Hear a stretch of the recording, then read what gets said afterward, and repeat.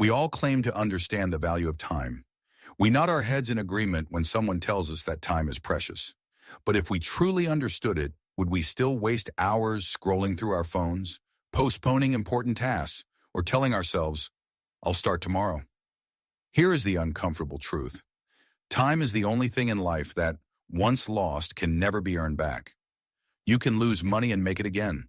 You can lose a job and find another. But a single moment, once gone, is gone forever. And the saddest part is that most of us don't realize this until it's too late. Today's story is about a father and his son, a father who watched his son waste day after day, and instead of giving another lecture, he handed him something unexpected. An old watch and a powerful question. A question so simple that no one in the market could answer it, but its meaning changed the boy's life forever. So stay with this story until the very end, because sometimes a single story heard at the right time can wake up something inside you that years of advice never could. In a small town nestled between green fields and dusty roads, there lived a father and his son. The father was a hard-working man. He woke up before the sun, tended to his small shop, and came home tired but satisfied each evening. But his son was very different. The boy had no interest in work. He would wake up late, wander through the lanes with his friends, sit near tea stalls, watch others work, laugh with friends, and return home only when hunger called him. He always said, "There is still plenty of time," as if life would wait forever. At first, the father tried to advise him gently. Then he tried to warn him. Then he became silent. He understood something many parents learn with pain. Advice enters the ears, but wisdom enters only when the heart is ready. Days became weeks, and weeks became months. The father watched his son waste one morning after another. It troubled him deeply. He was not afraid that his son was poor. He was afraid that his son did not understand the value of what he was losing. One evening, as the sun faded and the warm light touched the walls of their house, the father stood before an old wooden cupboard in the corner of the room. He opened it carefully and took out a watch wrapped in a soft cloth. It was old, but it still worked. Its hands moved steadily, quietly, and faithfully. The next morning he called his son. The boy came lazily, rubbing his eyes. The father placed the watch in his hand and said, "Take this to the market. Ask people what price they would give for it. Go to many people. Listen carefully, then come back and tell me."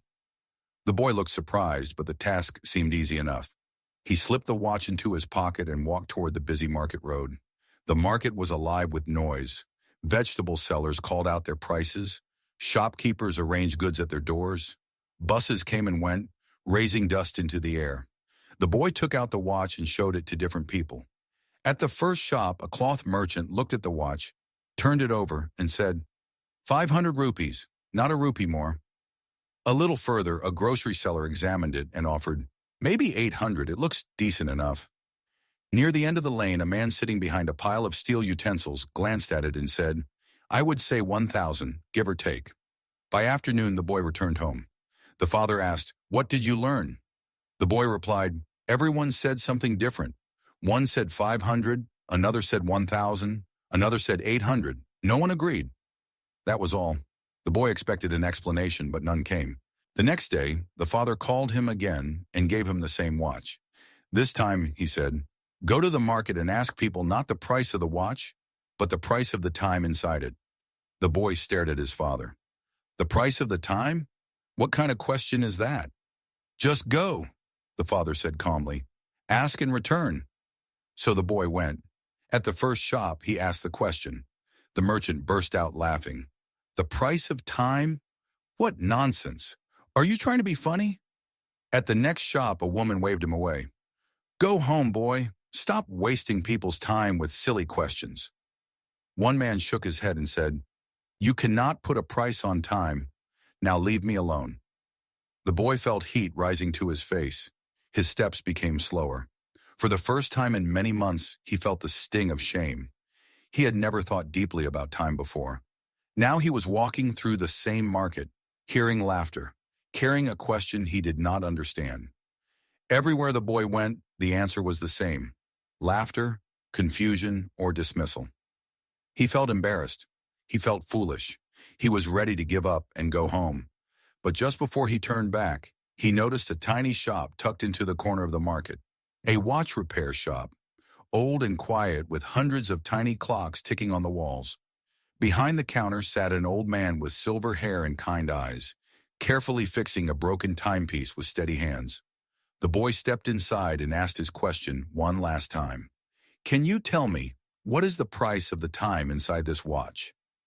The old man stopped his work. He looked up slowly and studied the boy's face for a long moment, not with laughter, but with understanding. Then he said, "The watch can have a price. One person may say 500, another may say 1,000, but the time inside it, that has no price."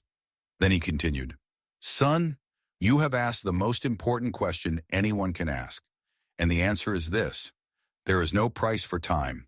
Not in rupees, not in gold, not in all the wealth of the world.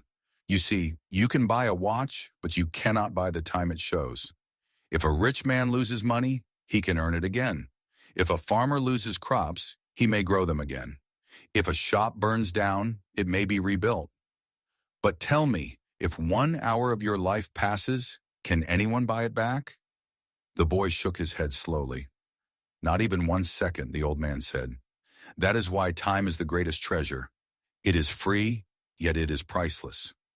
The shop was quiet except for the soft ticking of many clocks. Time has one bad thing and one good thing. The bad thing is that it never stops.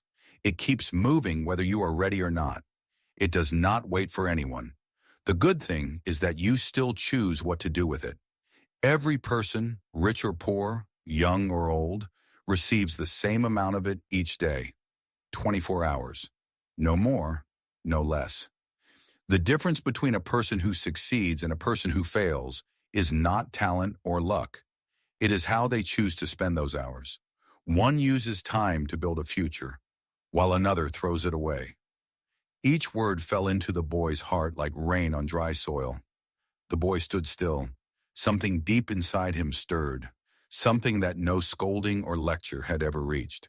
The old man's words did not just enter his ears, they entered his heart. His eyes lowered. "I understand now," he whispered.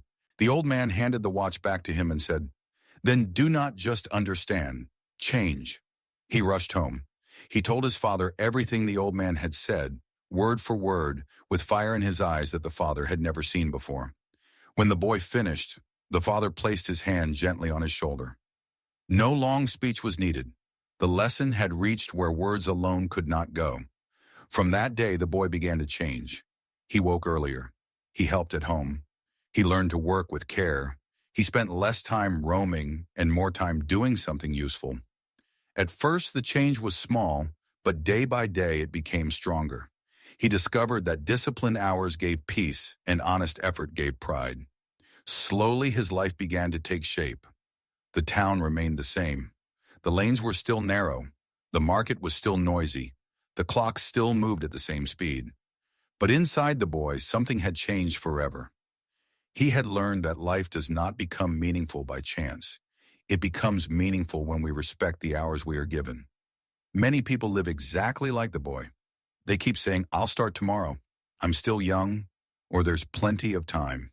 But slowly those delays become habits, and those habits shape a weak and directionless life. The danger is not always visible at first. That is why it is so dangerous. Lost time rarely shouts. It disappears quietly. This story carries a truth that most of us already know, but rarely live by. We all have the same 24 hours. No one gets more. No one gets less. Yet some people build extraordinary lives, while others wonder where their years went. The difference is never about having more time. It is always about respecting the time we already have. Think about your own life for a moment. How many hours this week did you spend on things that added nothing to your growth, your peace, or your future? How many times did you say, "I'll do it later," only to let another day slip away quietly? The father in the story understood something deeply beautiful. He could not force wisdom into his son's heart through lectures or warnings. Instead, he gave him an experience. He let the boy walk through the market, face the laughter, feel the confusion, and arrive at the answer on his own. And that is exactly how real change happens. not through someone else's words, but through our own realization. So, here is what you can take from this story today. Stop waiting for the perfect moment. Stop telling yourself there is still plenty of time. Start now. Start small. Wake up a little earlier. Spend one less hour on distractions. Pick up that book. Start that project. Have that conversation you have been avoiding. Because every single hour you invest in yourself today is building the person you will become tomorrow. Remember, you can replace almost everything in life, but you can never replace a single moment that has already passed. Respect your time. It is the most valuable thing you will ever own. Now, I want to hear from you.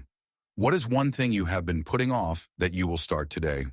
Write it in the comments below and make a promise to yourself right now. If this story touched your heart and made you think differently about your time, please like and share this video so it can reach someone who needs to hear it today. If this story changed how you view the ticking clock of your life, please subscribe to our channel and join our community. We are uncovering the timeless wisdom that the world has tried to bury. Let us value every second together. Your next breakthrough is waiting just around the corner.